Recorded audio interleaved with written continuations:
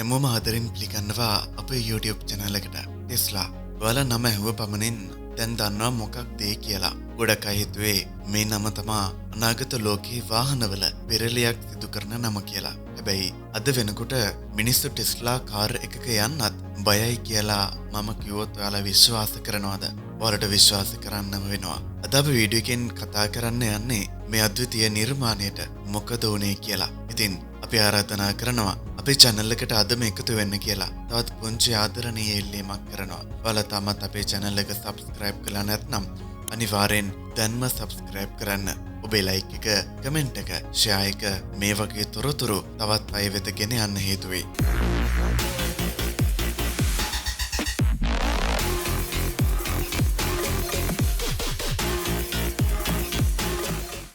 Tesla රථ පිපිරීම. විදුලි motor රථවල නායකයා ලෙස සැලකෙන ටෙස්ලා ලෝකේ පුරාම අයගේ අවධානය දිනා ගන්න සාර්ථකව හැකි වුණා. නවීන තාක්ෂණයෙන් හෙබී වායු දූෂණය අඩු කරන ස්වයංක්‍රීයව නඩත්තු වන මේ රථ තවත් වසර 10කින් පොදු මාර්ගවල ප්‍රමුඛතාවයේ බවට පත්වෙයි කියලා තමයි හැමෝම කිව්වේ.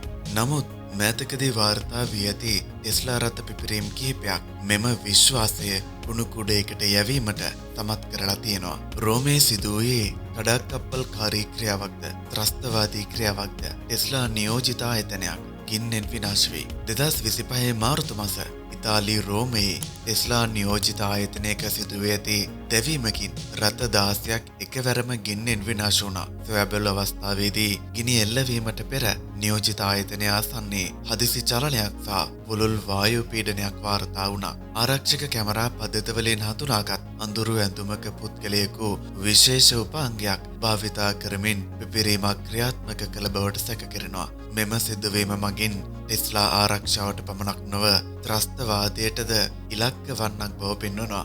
ලාස් වේගස් දීප පුරා යාම ChatGPT යොදාගත් නවමු තාක්ෂණික අවදානමක්. මූලාශ්‍රනුව එක් තරුණයෙකුට තමන්ගේ ටෙස්ලා සයිබර් ට්‍රක් රථය පිපිරීමට AI උපදෙස් ලබා දීමට ChatGPT භාවිතා කළ බව වාර්තා වී තිබෙනවා.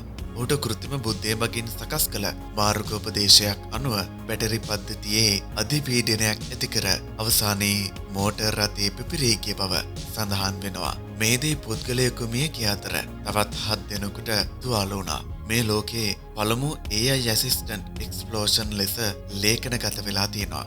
සියටල්ලේ අබිරහස් ගින්න බහු වාහන 4ක් විනාශ වුණා. සියටල් නගරයේ නවීන කාර් මාලාවකින් සමන්විත සයිබර් ට්‍රක් වාහන 4ක් පැය 2කින් ගින්නෙන් විනාශ වුණා. තාක්ෂණික විශේෂඥයන් පවසන්නේ මෙම ගින්න ඇතිවීමේ ප්‍රධාන හේතුව ලෙස තර්මල් රන්නවේ තත්වයක් හැදින්විය හැකි බවයි. එනම් බැටරි එකක් උණුහුමට ලක් වූ පසු අනෙක් බැටරිත් අසලින් පිපිරීමකට ලක්වීමයි. මෙය ස්වයංක්‍රීයව ඇති වූ බැටරි කැස්කේඩ් ෆේල් එකක් ලෙස සැලකෙනවා.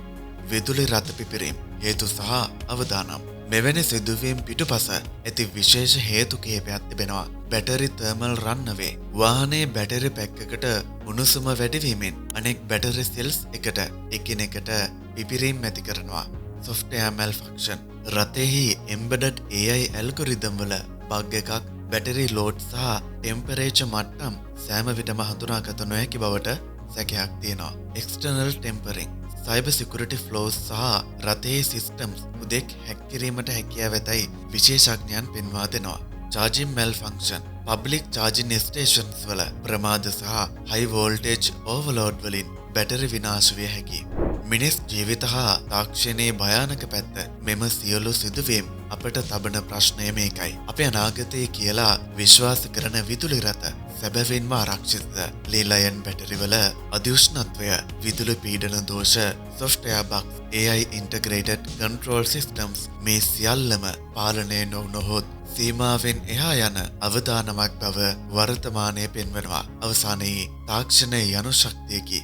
නමුත් එය පාලනය නොකළහොත් ඒක පිපිරුණු භයානක බෝම්බයකි. ඔබට මේක ගැන කොයි වගේ අදහසක්ද තියෙන්නේ? ඔයාලගේ අදහස කමෙන්ට් කරන් යන්න අමතක කරන්න එපා. ඒ වගේම ලයික් එකක්, ෂෙයා එකක් දාලා ටෙස්ලා එකක් ගන්න ඉන්න ඔයාගේ යාළුවවත් දැනුවත් කරන්න අමතක කරන්න එපා. සබ්ස්ක්‍රයිබ් කරන්න දැන්ම. මේ වගේ තවත් වීඩියෝ අපි ඉස්සරහටත් අරන් එනවා. ඉතින් දිගටම රැඳිලා ඉන්න අපිත් එක්ක අදට ගිහින් එන්නම්. සුබ දවසක්.